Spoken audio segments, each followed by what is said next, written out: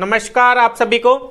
इस वीडियो में मैं आज आपको बताने वाला हूं भारतीय न्याय संहिता में सेक्शन 44।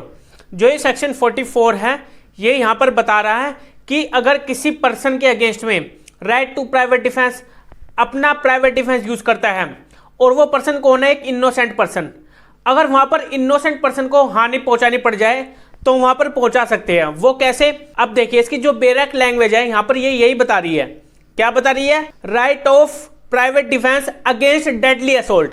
अगर वहां पर हमें लगे कि कोई डेडली असोल्ट होने वाला है, हमें अपने ऊपर खतरा है कि हमारी वहां पर जान भी जा सकती है, और आगे कहा गया है when there is risk of harm to innocent person, और हम अपनी जान बचाने के लिए किसी इनोसेंट पर्सन की भी वहां पर डेथ कॉज कर सकते हैं या फिर उसको हानि पहुंचा सकते हैं।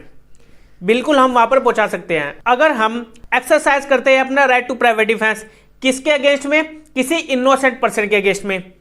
अगर वहां पर हमें लगे, हमें ये रीजनेबली एप्रीहेंशन होना चाहिए कि हमारी डेथ कॉज हो सकती है किसी असोल्ट से, किसी हमले से, जो हमला कर रहा है कोई पर्सन, उस पर्सन के अगेंस्ट में हम right to private defence use कर सकते हैं, चाहे उसमें इनोसेंट पर्सन भी इंक्लूड हो, चाहे वो वहां पर हमें हानि ना पहुंचा रहा हो, लेकिन हमें वहां पर क्या करना पड़ गया? उसके against right to private defence use करना पड़ गया।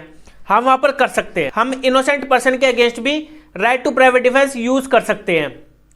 अब इसमें एक इलस्ट्रेशन दी गई है, इस इलस्ट्रेशन से आपको क्लियर हो जाएगा ये जो सेक्शन 44 है यहां पर क्या बता रहा है। देखिए यहां पर ये बता रहा है एक पर्सन होता है और उसके ऊपर मॉब, कोई भीड़ उसके ऊपर हमला करने आ रही है, और ए पर्सन को यहां पर लग रहा है कि ये जो भीड़ है यहां पर मेरे पर जो हमला करने आ रही है इससे मेरी यहां पर डेथ कॉज हो जाएगी, इसे यहां पर रीजनेबली एप्रीहेंशन हो रहा है ना, तो यहां पर वो क्या करेगा?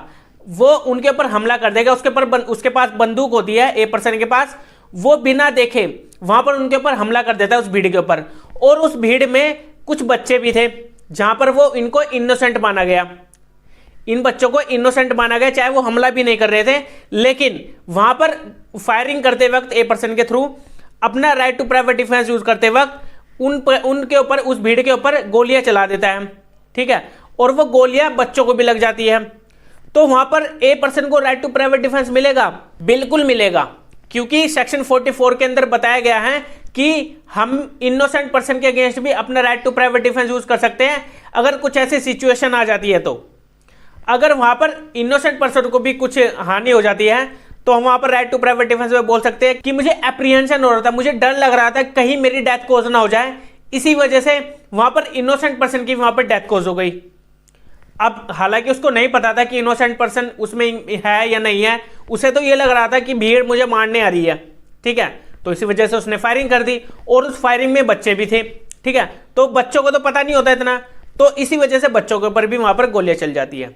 तो इस केस में यहां पर राइट टू प्राइवेट डिफेंस मिलेगा सेक्शन 44 के अंडर।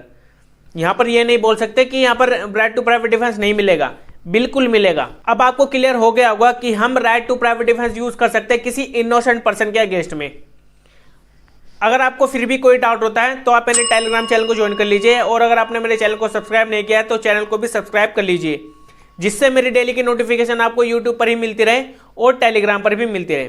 तो मिलेंगे अब हम अपनी नेक्स्ट वीडियो में। Okay bye.